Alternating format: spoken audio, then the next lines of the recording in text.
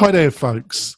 Welcome to WP-Tonic Roundtable. This is show 211.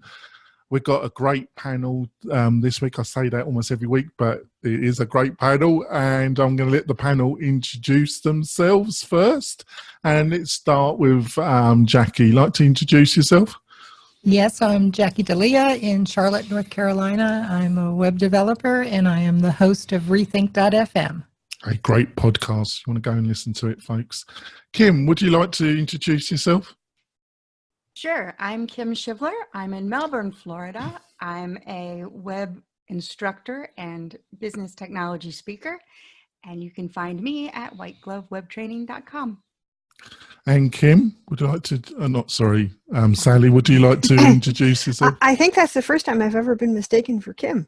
I'm Sally Getch, and I do mostly Genesis custom themes for clients at WPFangirl.com, and also various kinds of tinkering with the events calendar and other additional functionality. And I run the East Bay WordPress meetup in Oakland, California.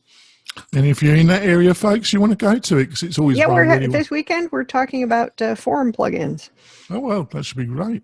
And my co-host, John Locke. Like to introduce yourself, John?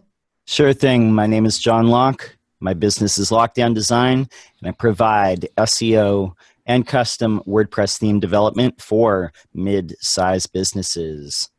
Right there, that's great. Well, folks, our main topic is going to be how you select plugins for a project, how you identify a quality plugin, where you can find them, everything to do about plugins. But we start with some news stories, WordPress or internet stories that have taken the interest of either me or the panel. And we've got some interesting stories here, I think.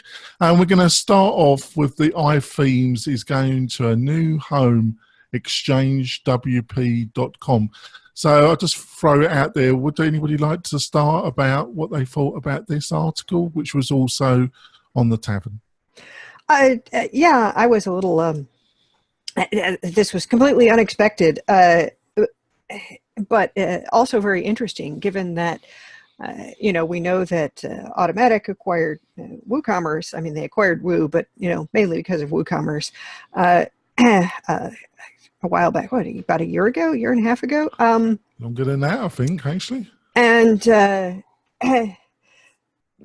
Exchange was is an e-commerce plugin that was designed to be simple to use. And it is that. I mean, I tried it out when it first came out, and it was really easy to set up.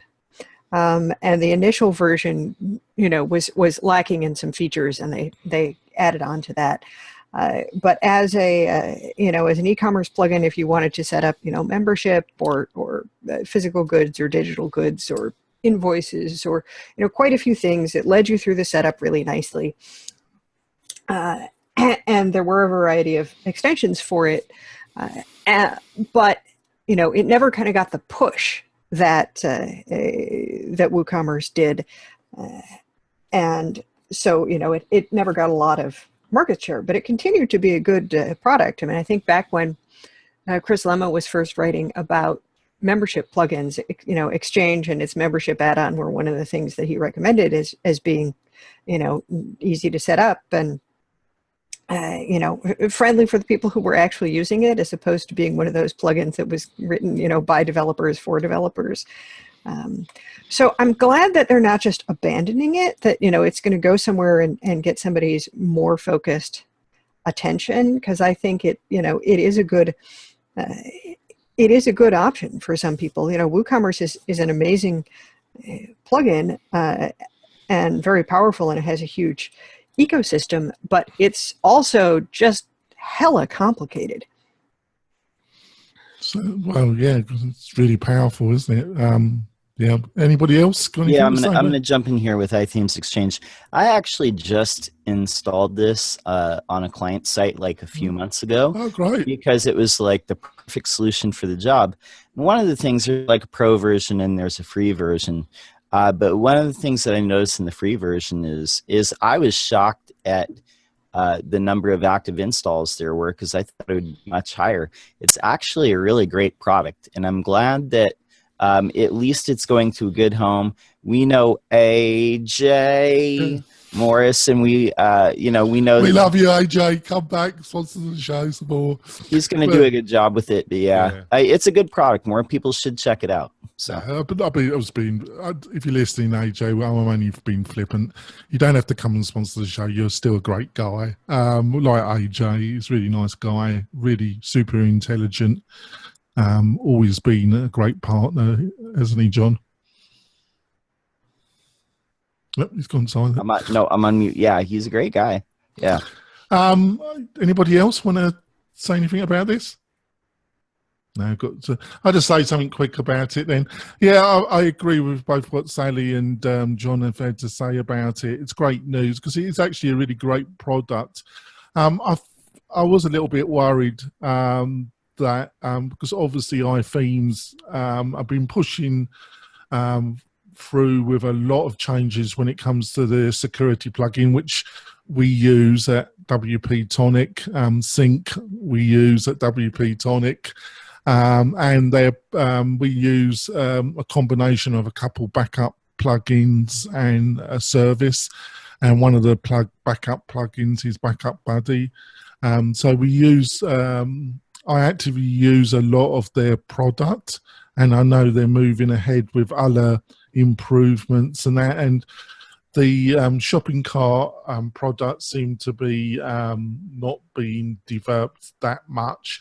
So I think it's a great move for it, and AJ Morris and what team he assembles, I think will make a fantastic job of it. So that's just my little bit, folks. So I think we go on to the next story, which was 10up acquires Lift UX. Who wants to start off with that? Go on, John. I will. Go on. Okay. I've unmuted him. Go on, Kim. You go. Go on. Or whoever. Was it Kim? Or no, was it was Sally. Oh, Sally. Jackie, excuse me. Yeah, go on, Jackie. We don't know each other's names today. No. Okay. No, we haven't been on this show every week. I'll go ahead. No. Go on, Jackie. Well, I think, it's definitely a win for 10up because not only are they getting some talent in an area that they probably don't have as much experience in, but they're also getting existing clients and a client base and contacts and lots of other things that come along with acquiring another entity. So I think it probably makes sense for them. And it sounds like from the Lyft side, it makes sense to be part of a larger organization. One of the comments that they made in there was that, they'd have more time to focus on the work that they want to do versus just running the day-to-day aspects of the business. And I can definitely say that's probably a really good driving factor in that. Yeah, I agree with that. What would you like to say, John? No, I just I liken this to when they absorbed Brainstorm Media. When the Paul Clark and crew came over, it's basically it's combining forces, and we've talked about this before. In this year especially, it seems like there's a lot of consolidation going on in the WordPress space, where the big companies or the stronger companies are getting stronger, and this is a case of that. I think it'll make 10up even bigger player in the digital space. Obviously, they've got the engineering on lockdown, but they need to maybe pull in some more design and UX, and Lyft UX, Chris Wallace and crew. They're definitely a top-notch firm. So I think it'll be good for all parties involved. Yeah, I think it was, Jake. He's been on the show, Jake Goldman. He's a great guy, super intelligent, straightforward, and it makes great business logic. As far as I could read from the article, they seem two strong companies and with different core strengths, but combining them, both companies get stronger. Would you agree with that, panel? Yeah, no question. Yeah. You know, this is where, if you're going to hire someone or acquire somebody, you know, it makes sense to absorb with the people who are really good at the things that you're not really good at.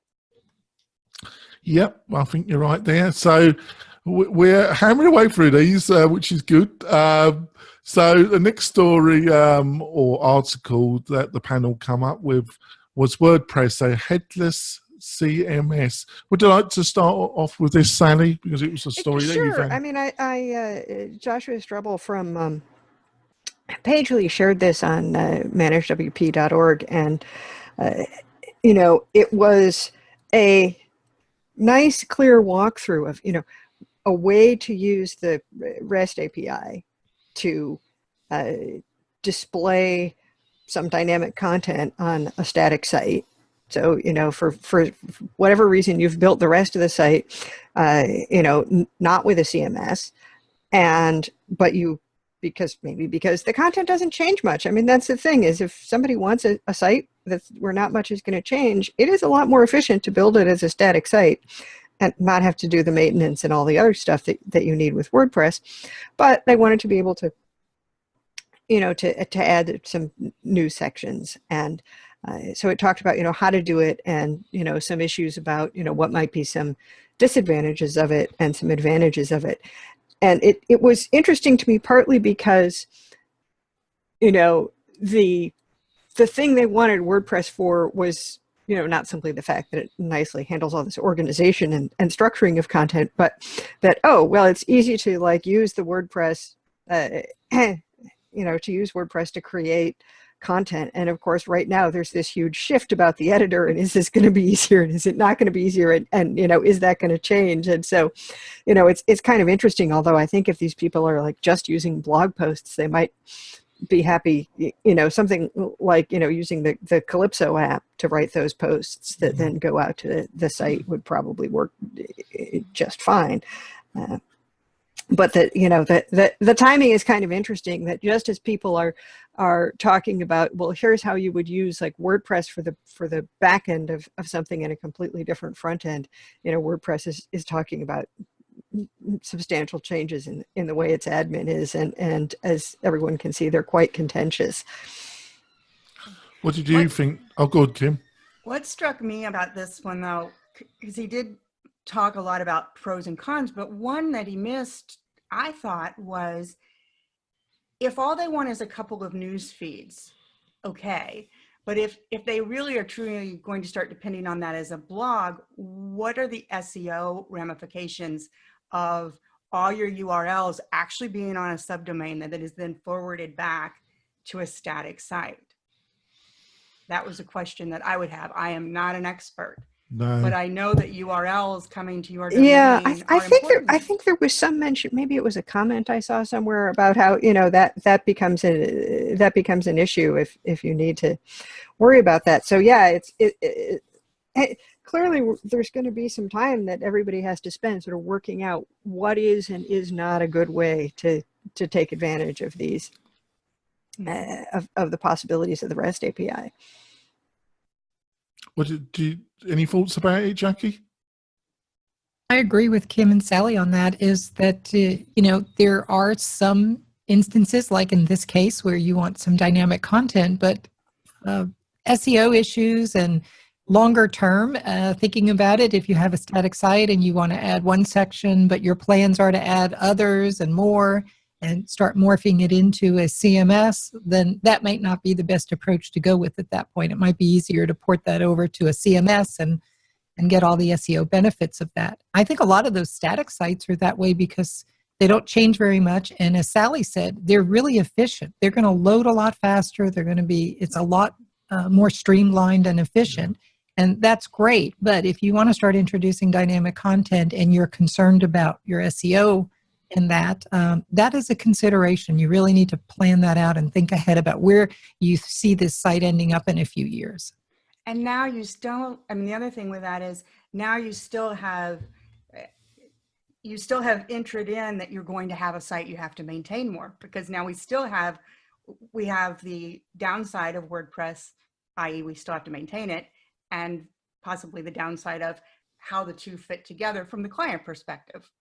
You know, I think I totally always agree with you, Sally, on the, if someone just needs a brochure, make it just a flat site. But once they get, you know, and what I always used to tell my people is, if there's any chance in the next year you're going to even put little blips, let's just do it this way and not have to try to rework it or do another site or a workaround later on. What did you think of it, John? I thought this article was really interesting, and I think we're going to see a lot more of applications of WordPress as a headless CMS. And the example in this article, they showed just a static site pulling in from a blank theme where you just enter in the posts, and maybe you have a couple advanced custom fields there for other meta information to pull into the static site using AJAX and REST API endpoints. But I think we're going to see like more and more of this, and specifically in you know, apps and web apps that use the WordPress CMS is just a place to put content, and then they pull it in to different places and distribute it in different places after having it input in one place. So yeah, I think that's great. So we'll go on to our final story, which, first of all, folks, that story that we just discussed was on Draft Code, and the other two stories you can find on the Tavern. I just thought I'd say that. And our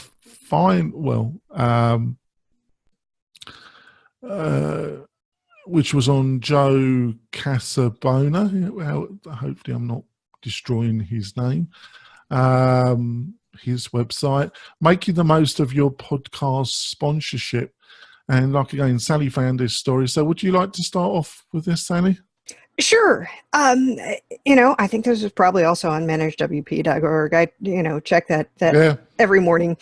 But, you know, podcast sponsorship, I've been involved with podcasters for a long time, and seen various kinds of ways that they handle sponsorship or advertising. And I thought this was, you know, it was the podcasters' discussion of, you know, how sponsors can get their money's worth out of sponsoring a podcast, and what it makes sense to do, and to, you know, to choose somebody whose, you know, audience is going to be interested in your products, to, you know, to sponsor not just one episode but several, because you need the repetition, you know, that kind of thing to and you know, I think these are all important considerations, because, you know, some people may sponsor a podcast, you know, mainly because they like the podcast or they want the podcast to continue. It's kind of a, you know,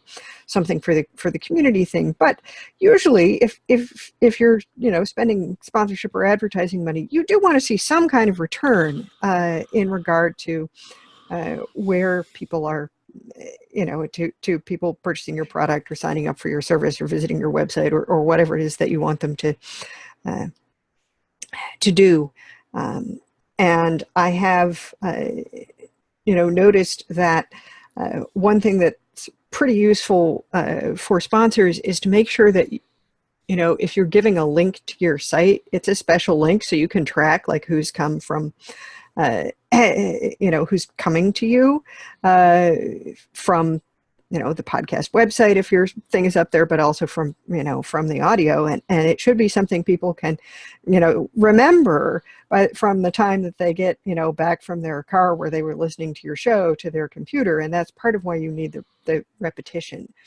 And, you know, not to the point where you're bombarding and annoying people. And, you know, some of the best examples I've seen have been where the sponsor decides to record a short spot that's actually kind of a contribution to the show, and then wraps up with their, you know, their link, and does it on really an ongoing basis. You know, that's a lot of work for the sponsor. So not everybody is going to be able to do that. But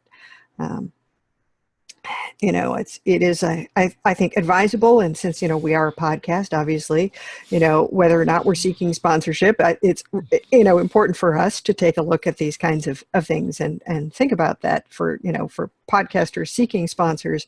That article is just as useful as for people who are thinking about maybe sponsoring a podcast as a way to do some promotion for themselves.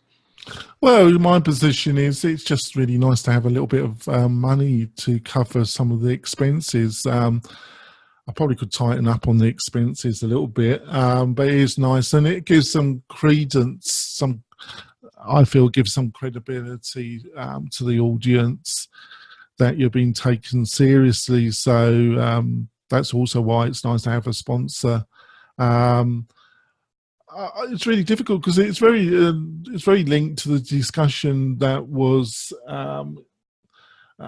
published on the Tavern and on a couple of other WordPress forum sites about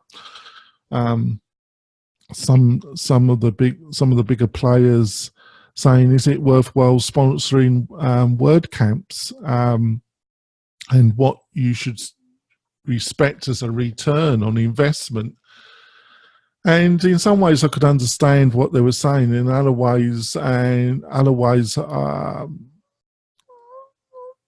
was going to say I didn't agree, but that would be too strong. I just think there's kind of a short term, and then there's kind of long term branding recognition.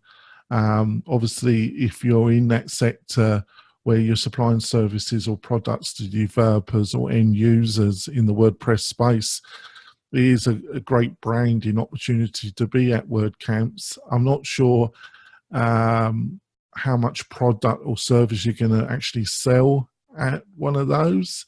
And I think it's the same with sponsoring a show that's targeted at a relevant audience, like, where else are you going to find a reasonably large audience in one place that's really interested, obviously shown that they're really interested in WordPress? And I'm just not talking about this podcast. I'm talking about all the other leaders in the WordPress podcasting space, like the Matt Report, the WordPress Chick, A to Z plugins, all very credible podcasts that have multiple years of episodes. What do you think, Jackie? I think that in Joe's article, he made some really good points. One of them was a lot of times, you're going to focus on what you're putting on your website. And I think for a podcast, you just need to realize you're not going to get a lot of traffic to your actual website pages versus the number of downloads you're going to get. And so having something like an offer makes it easy to measure whether or not you're getting any response for that. The other side of that is, if you're going to sponsor a podcast, let it be something that your demographic is using, that you want to market to, and it's a way to be a good citizen. So it's both aspects versus just doing it solely to get a return on that, or just doing it because you want to support something and you're getting some name recognition in there as well. So I think, some measurable ways to measure whether or not you're getting any response from that, but also realizing that, if you're looking to have it pay for itself on every episode, I'm not sure that you're actually going to get that. And frankly, as somebody who's got a podcast, I'm not as focused on getting sponsors. I'm more focused on, this is a way for me to contribute back to the community, share content, have exchanges with folks that can help be insightful for other people. And it's not so much for me as a way to make money or anything. Maybe, yes, I agree, to help cover costs. For me, my biggest cost is like transcription costs. It's expensive to have each episode transcribed. And so getting a sponsor who can help with that, I think, is great. Joe had some really good points. If you're running a podcast or you're thinking about being a sponsor, go read that post. It's definitely convinced me, because Joe and I have had some conversations about this. We're just doing a one-off sponsorship, to me, is a waste. It's a waste of time for me to record a spot and all the effort that I have to do in just packaging and putting it together for one episode. I would rather not do it at all. If you're going to do it, sponsor a season, sponsor 3 to 6 episodes, something like that where it makes sense. Yeah, I totally agree with you, Jackie. I think just one episode sponsorship, unless it's a specific episode and really the people are just doing it as a sign of support, which is understandable with. But I think a slightly more long-term attitude to it is a more mature. That's probably sounding a little bit pompous. I apologise. I didn't really want to come across like that, folks. I was going to say mature, and I didn't really. That's the wrong word. But I'm struggling for the right word. It's not mature, but just a more slightly long-term view about what you're attempting to do with your sponsorship.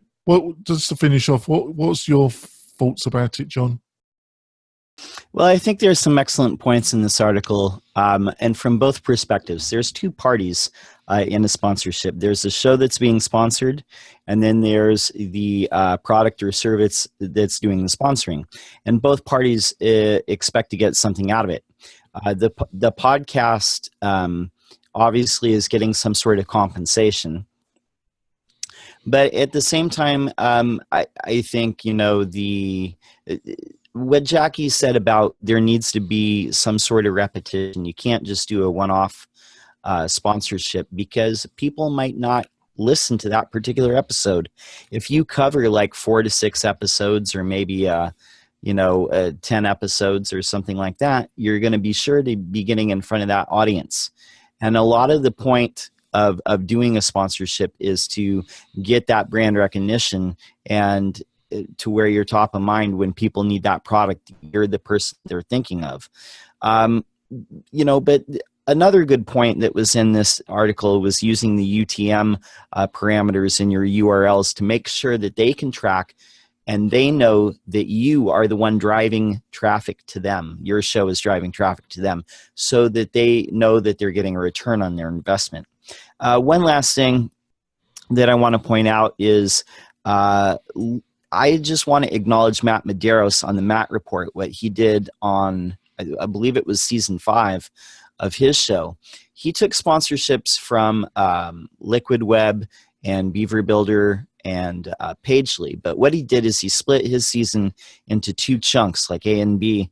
And what he did is he got, say for the chunk that was being sponsored by Beaver Builder, he got people on the show that were all using Beaver Builder in some way. They were involved in it in some way, improving their clients' lives. And I thought that was really clever. I thought that was a super well thought out way to not only get a sponsorship from the sponsor, but to craft stories to where the entire episode it's weaved into about that. So I think that's just food for thought for people who are out there podcasting. So yeah, I think that's really a great point, John. But obviously, it's a lot of work as well, isn't it, John? A lot of pre-planning to some extent, isn't it? Yeah, definitely. It takes some thought to kind of put these things together. But when is that something that you could link with me, John? I'm only joking, folks. I do like English humour. I think it's been a great discussion on the news stories and that, folks. And we're going to go for our break, and we're going to be back. We'll be discussing how to select plugins, the resources. How do you make a judgment call? What plugin you should use? Because there's loads of them out there. And sometimes it can be difficult making the right choice. So we'll be back in a minute, folks. We're coming back, folks. It's been a great discussion. Got a panel of ladies, our normal panel of ladies. It's always great to see them. And my co-host, obviously, John. And we're going to talk about plugins. So who would like to start off with this? Silence. Thank you. have to hit the unmute button. So, I think there's kind of the way we are likely to choose plugins and the way and how to approach it if you are not somebody who's been immersed in the WordPress community for the past decade and, knows personally, or at least by reputation, a lot of plugin developers. And so, because, who built it is an important consideration in choosing a plugin. But if you're fairly new to WordPress, or you're not, somebody who spends all of your time, like, following people's WordPress Twitter feeds and reading the WordPress news and that kind of stuff, then you're probably not going to know very much about the developer of a particular plugin, and that's not going to be a criteria that's easy for you to use. So,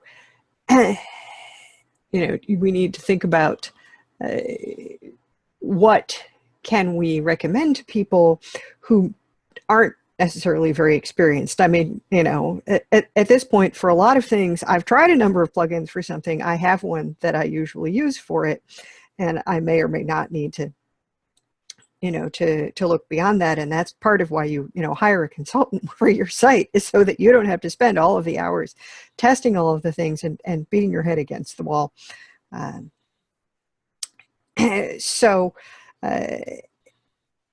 I think some of the guidelines are things that, the plugin directory is pretty good at showing you, how many active installs are there, what kind of, ratings has it gotten, how many, check the support, how many support questions have been answered recently, is this being actively supported? Because that it's important that if you need to go, if you need to get help with something, somebody is going to be there to help you.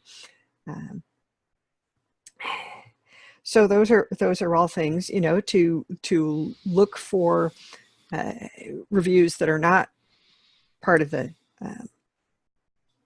plugin repo. Just Google the name of the plugin and see what people have written about it, and can you find an in-depth review? Because some plugin descriptions are pretty good. They have a lot of screenshots, they maybe have a support website with videos and tutorials, and some plugins may actually be quite useful plugins, but there's not a lot of description or screenshots, and it's kind of hard to tell a lot about, is this going to be is this going to do the thing that you need it to do? And I sometimes write about plugins. It's more often, a tutorial about how to do something with one, but I sometimes write about plugins, and I have people who come back to me for things that I wrote years ago, because they think that I might know the answer to a question that they have, where they can't find it in the documentation or in the support forum for the plugin. And part of me is like, why are you asking me this? But then I actually go and check, and it's like, oh, well, that's not in the documentation, so maybe that's why they're asking. And it takes me 5 minutes to go and take a screenshot and answer, yes, you can do that, or something like that. So it's it really makes me aware of how difficult it can be, and the fact that there are so many plugins, and that for any task that you want to perform, there are going to be dozens of plugins that come up, makes it harder. Yeah, I think that's great stuff. What about you, Jackie? I was thinking one of the factors is,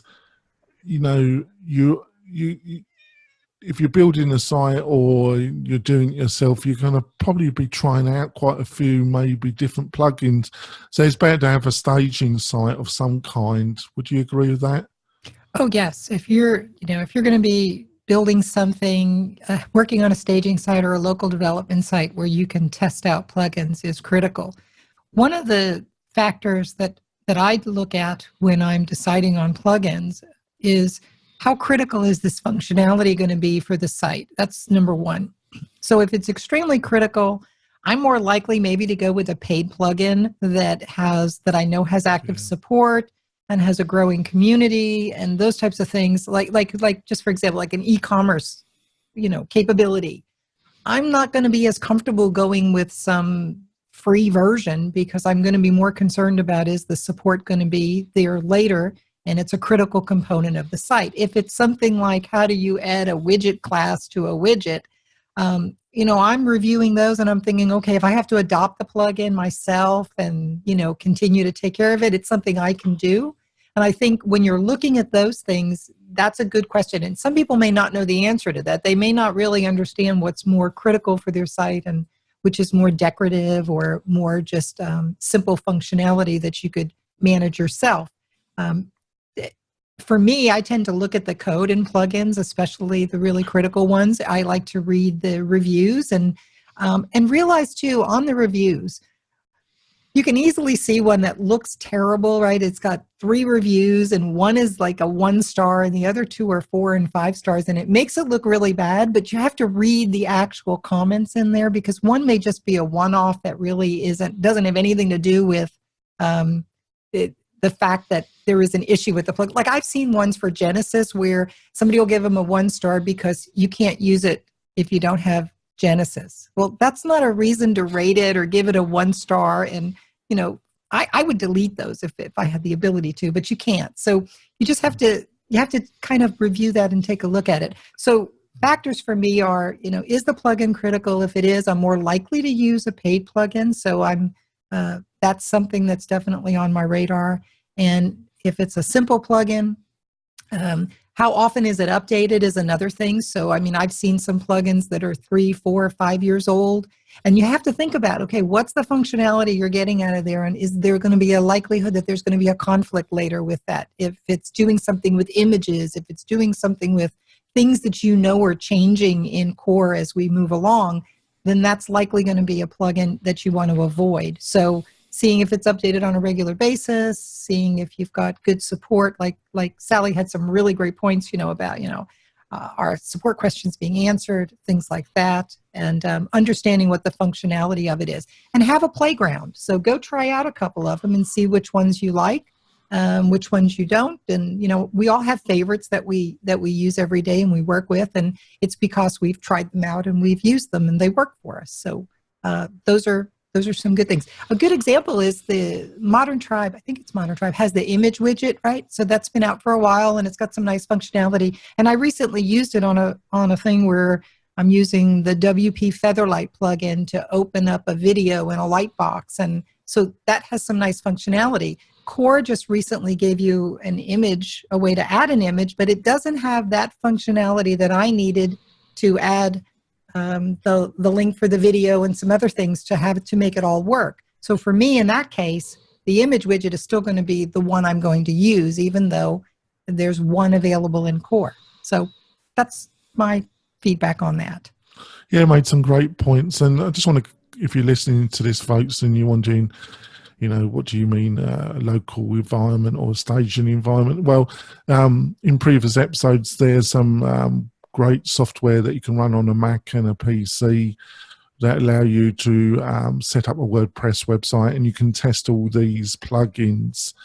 And then you depending on your hosting provider, or a lot of them will allow you to have a staging site, or you can set up a subdomain and have a site that is a duplicate of your main site, and you can try out these things because it's just not really even like it's linked to what we were saying last week. Even if you remove the plugin, a lot of these plugins leave tables in your database, and it's just best not to have all this dead wood.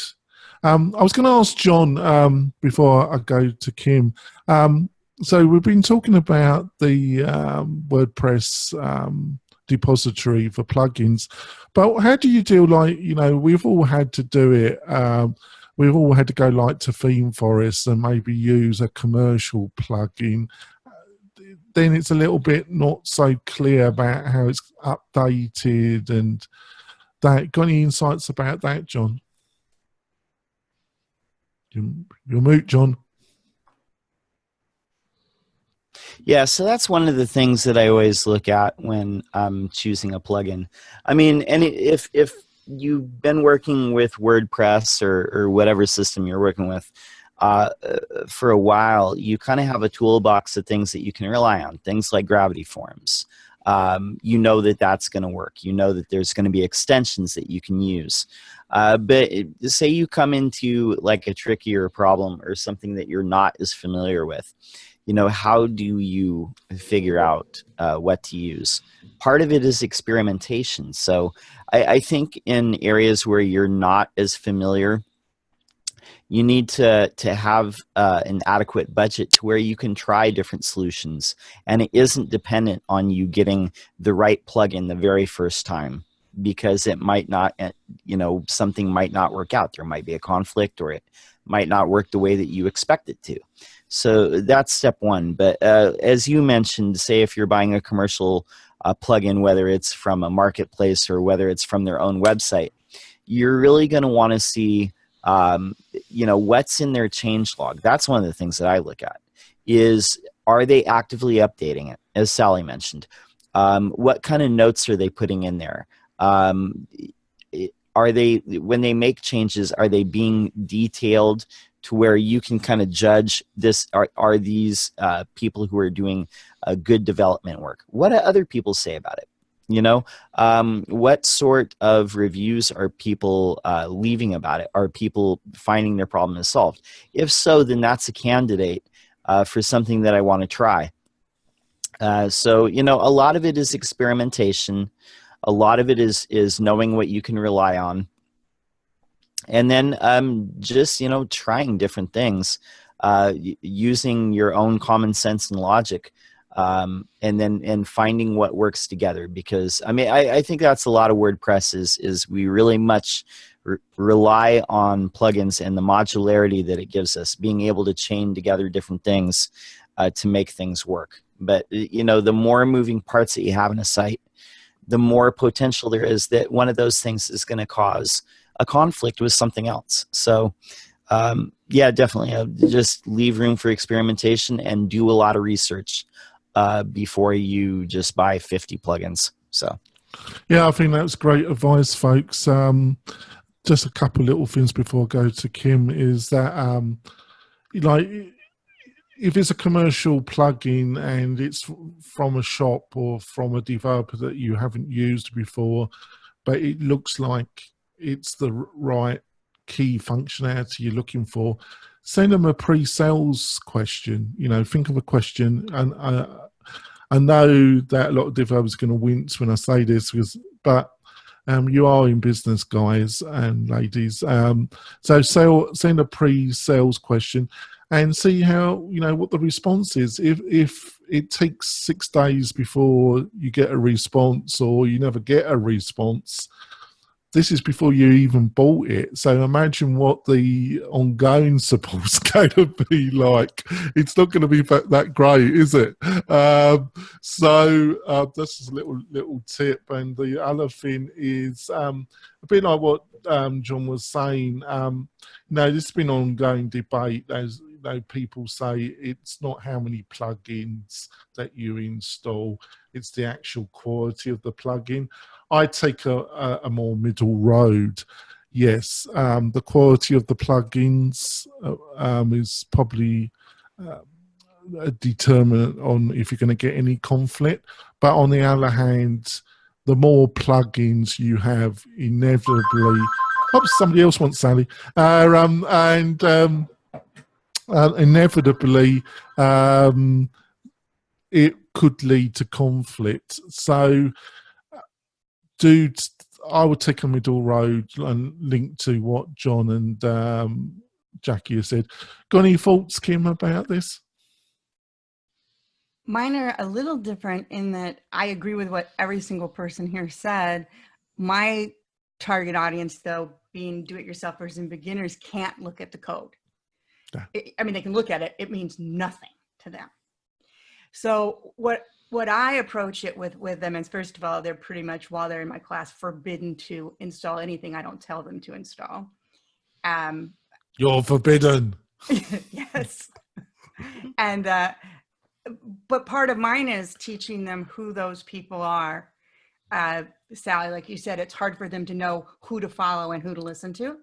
So part of mine is teaching them to come and listen to shows like this, when we talk about membership sites, when we talk about, you know, who Pippin Williamson is, and when he writes a review, you want to listen and then follow some of us and search it that way. You know, those of us who are crash test dummies for this stuff and write about it, that's a good starting place for them to know who to trust.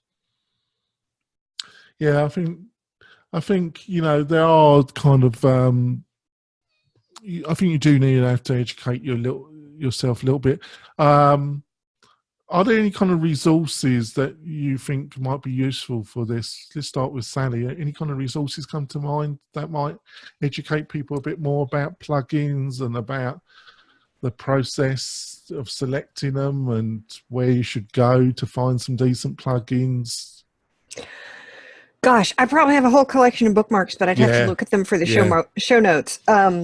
You know, I know we've done meetups on this occasionally where people have done that's what I was presentations asking, about, you know, like how to choose a plugin and sort of walk people through some of those steps of like, well, this is the plugin repository and this is where you look at the because it's obvious to us, isn't it? But it's not. Right, it's not obvious to other people, is it? Right. This is, you know, this is how you check the support questions. This is how you and you know, it's and also just, you know, remember that if you do have a local meetup group or access to you know, people who have experience with WordPress, ask them.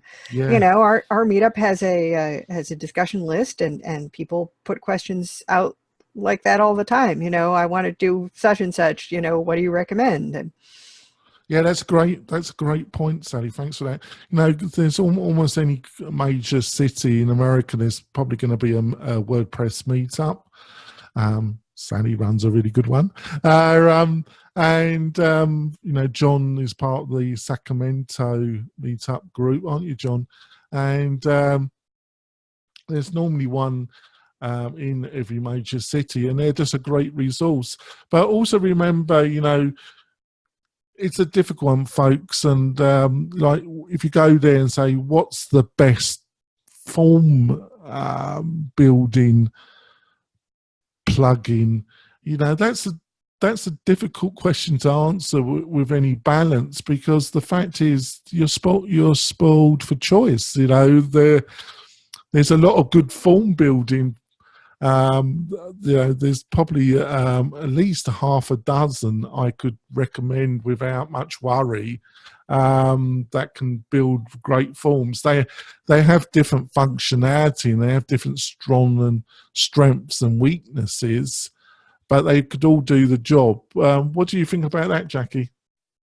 Well, I think if you know what it is what functionality you're looking for, even if you're a novice, I mean, you're looking for a plugin because you need it to do something, right? So if you know that, if you're a member of maybe a Facebook group or something along these lines, if you're doing it yourself and you're experimenting, you're probably going to have access or want to join some group where there's like-minded people. So that's a great place, like a Slack channel or a Facebook group would be a great place to ask a question if somebody's used a plugin.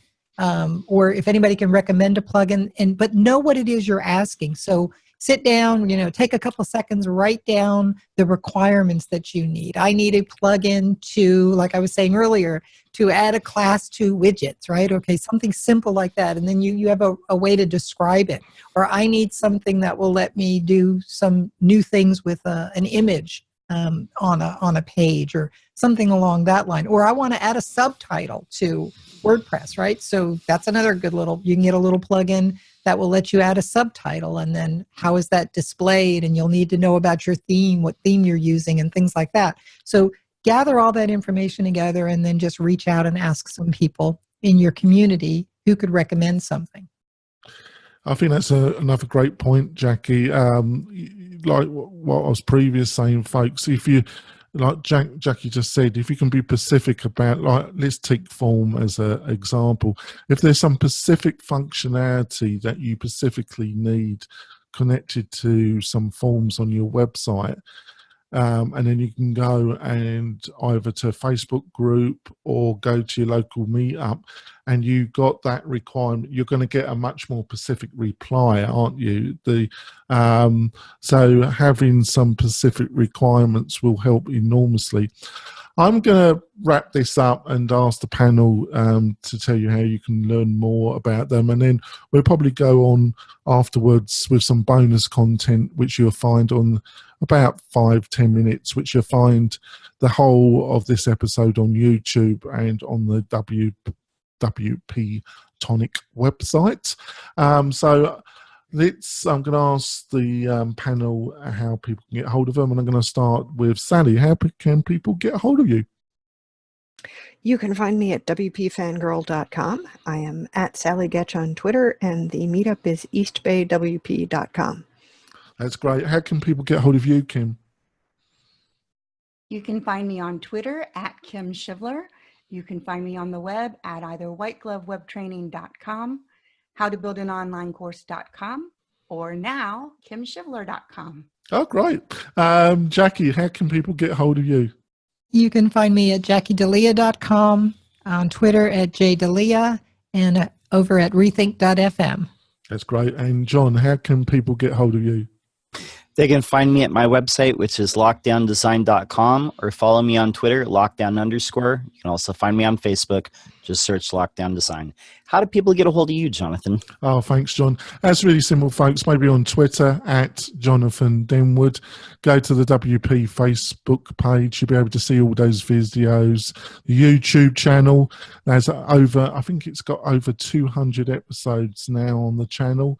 It's got some great content on there. Or you could email me, folks, at jonathan@wp-tonic.com, and I'll get back to you.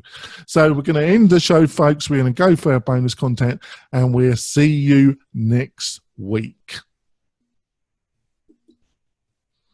Yeah, I wasn't going to attempt John's the dose, so I just can't do that.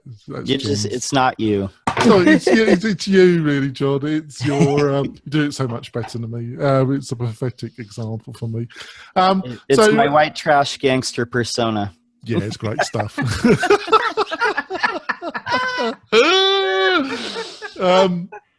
So what did you think, how well did we do on the plugin? Because I didn't want to go into too specifics, but also I think if you've been doing this a while, it becomes second nature how you kind of read the and I think you made another great, I think it was you, Sally, about, some of these 1 stars are a bit ridiculous. That was Jackie. Jackie. It's important that it's a good thing that they make you write a review when you rate a plugin, because if you look at it and see why people don't like it and their complaints are something that are not relevant to you, then you shouldn't worry about them. I tell you, it's probably, you can still find it. I think my worst moment, one of my various bad moments, it was Yoast. I was using Yoast on a couple of websites. I installed a new version of Yoast on a couple of websites, and one of them I put it on, and I didn't try it out on the staging site first, but luckily it was the site that wasn't a client site. It was related to me, and I put it on, and I got the white screen of death, and I thought, So I kind of went to the depository, and I mean, it's your plugin has turned my site white, white screen of death, blah blah blah, and he just replied, and his reply was, "Well, it is free." Beautiful, love it. That's nice. Yeah, he's got a point. It's free, mate. You're supposed to put it on a staging site or something before, or have some backup or something before you update. And I think, I'm sure I went back and said, "Yeah, you're right. I'm sorry," but I got carried away. But you always do, don't you? But it is like what Jackie said. Some of these reviews, like the Genesis, that's just hilarious. But they just don't know, do they? They just, it's understandable. But it is understandable, because if you're just an average user, you probably don't even know about Genesis, do you, Jackie?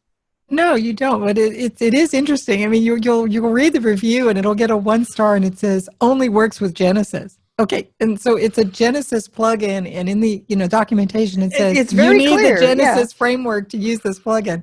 So I think those are comical. So you just have to take that with a grain of salt when you look at the overall plugin, especially if the review count is low, right? So if the review count is like 3 or 4 reviews and it's got a mixed, rating on there, go read them.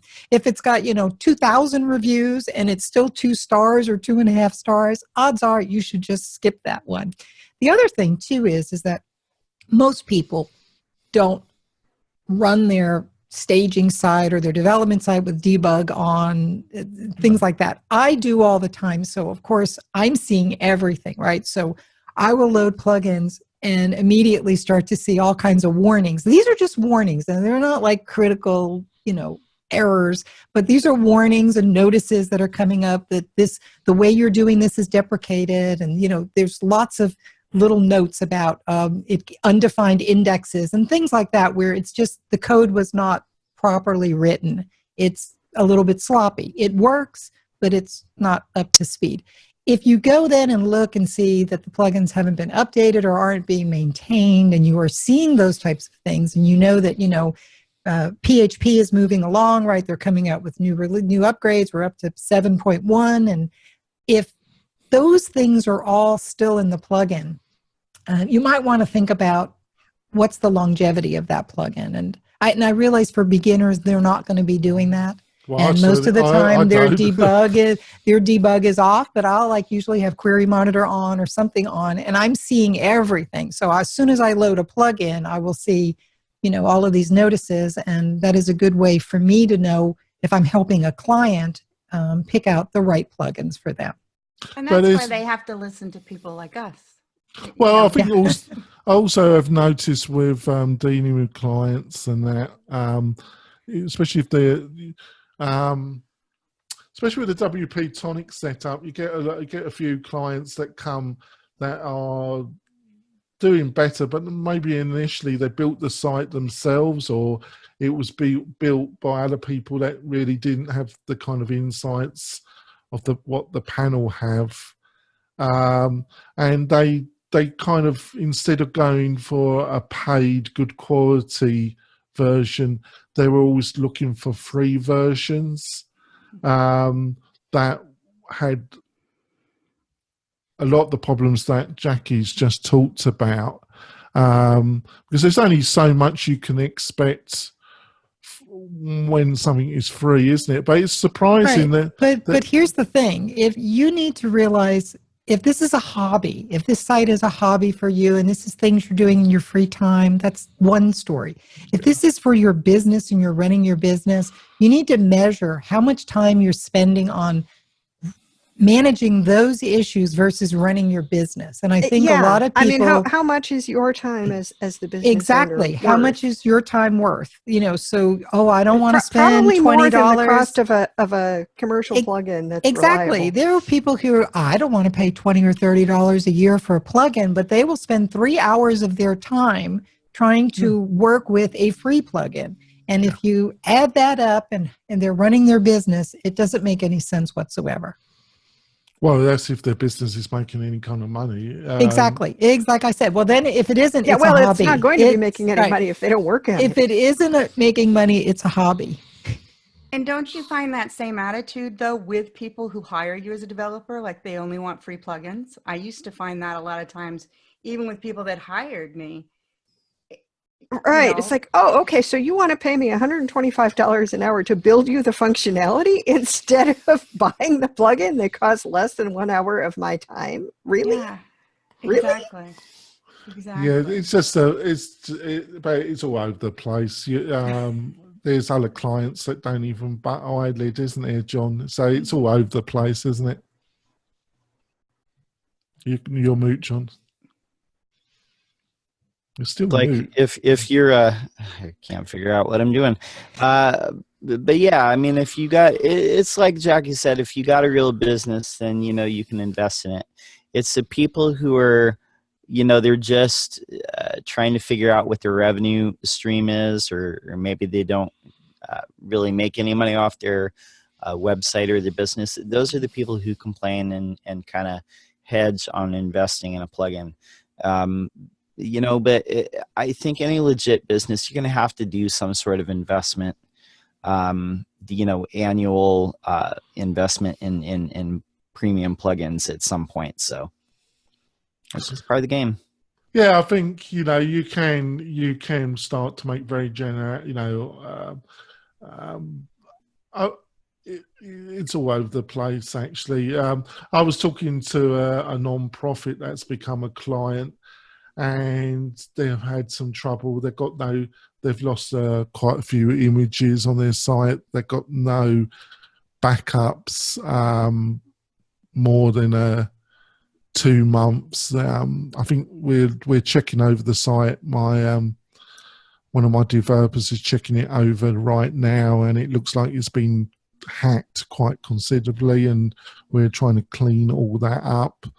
And there's a lot of work, and the host, I won't say who the host is, but I was surprised it was kind of managed WordPress hosting, but they only keep a month backup. Yeah, it's a lot of them.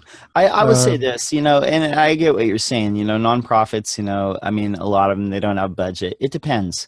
But the thing is, John, I think they have got money. I think this got some very reasonably wealthy people on their board, and I don't think it's a penniless non-profit, if you know what I mean. That's really struggling. I do know what you mean. Did they ask you to be their webmaster? That's kind of like the clue. Right there. So there's probably somebody taking care of it that was within their organization or something. Yes, that's what they've gone. Yep. Okay, there you go. Hey, yeah, that happens a lot. I'm telling you, I hear that story a lot. I put it to them that the paying yearly was that was the best value, and they agreed, and they paid, and we're sorting the problem out for them. And I think we'll be a good, we'll keep everything tidy. We'll be there when they need us, and we'll make sure if it has been cracked, that it's cleaned up and everything's kept up to date and secure. And there's a backup mythology that really works. No, and I agree. I think they're in good hands. You know what I mean? Because like I said, people don't even realize, what they're missing. They think they just, they've got a busy WordPress on the business site and just like everything's good and don't touch it just anything. runs. And they get busy as well. If it's a busy business, and they just forget all this. It's not their area that they're interested in. So as long as the site's up and it's running, and they can post some new content on it, everything's left. All the plugins are left. All the sites that we take over, almost all the plugins are grossly out of date. The core's grossly out of date. There's no security of any sort. Yeah. There's numerous admin individuals still can log in from years ago. Mm-hmm. They don't even know the people anymore. And it all Sergey from Russia log in. Yeah, they don't even know you've got administrative rights. They don't, and you'd be amazed, but it's not there. It's not there, and they really don't. So they just give us the money. That's a really good point, though. If you're going to pay for something, pay for a good, reliable backup that works and that you can do a restore from. That's not where you would want to go with a free plugin if it's something critical, especially if you're not technical at all. Go pay for WordPress or one of those that, is going to back up your site daily, and they're going to have a copy of it off site, and it's all handled for you. I think that's where it makes a lot of sense to pay for something like that. Yeah, on the couple of the bigger clients that I've managed, that we use the Vault, as you said. Well, I think it's like $5 a month. That if you're a nonprofit, that just we buy because they jump. So we buy an individual license for that if they pay up yearly. And some of them are bigger clients. The smaller clients, I've been using iThemes and their new Slash. because they got Stash. the Stash. Sorry, thank you. I've been using that with Backup Buddy, but it doesn't always work. But I've got the other one, the other backup plugin as well. I've got a developer's license. Escapes me, unfortunately. Updraft Plus? Yeah. Yeah, I use I Updraft like a lot, Updraft. and I do too. I love Backup Buddy, but it's quite resource intensive. Yeah. And there are a lot of hosts where it's just not practical to It use chokes. it. It chokes. Updraft Plus does a really nice job of segmenting, especially your uploads folder, and breaking it up into individual zip files, which makes it easier. That Updraft Plus does that Backup Buddy doesn't. It does an automatic backup before you upgrade. Yeah. And that's a really nice feature.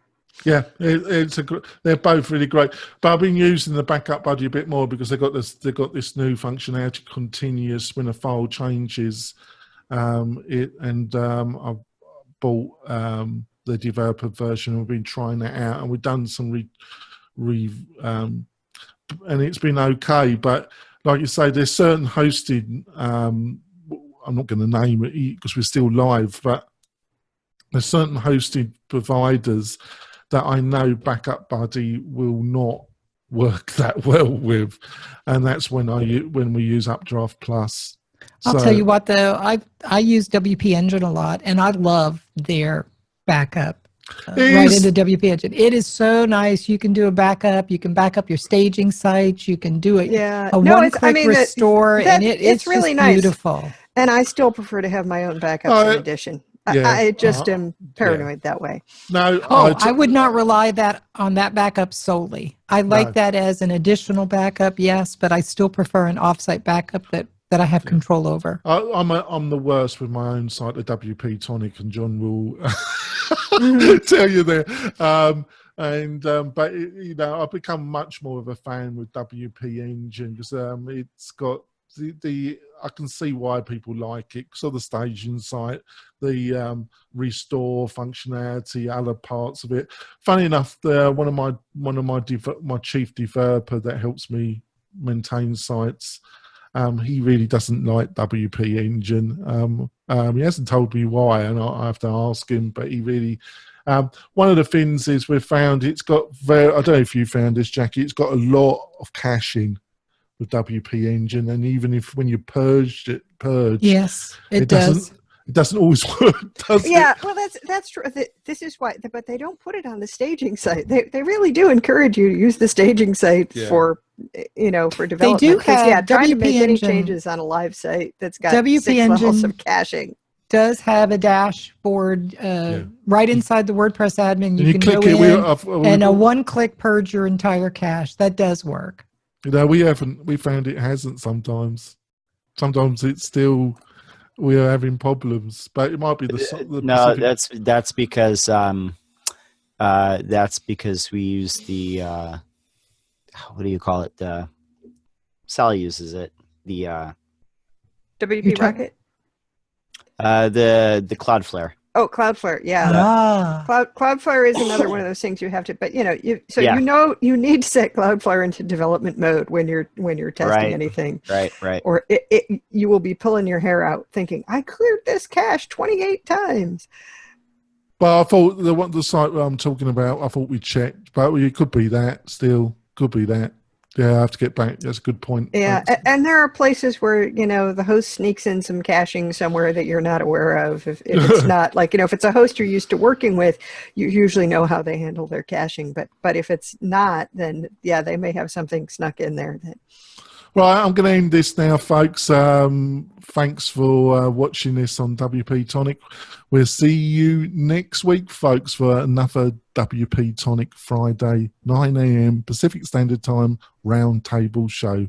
See you later, folks. Bye.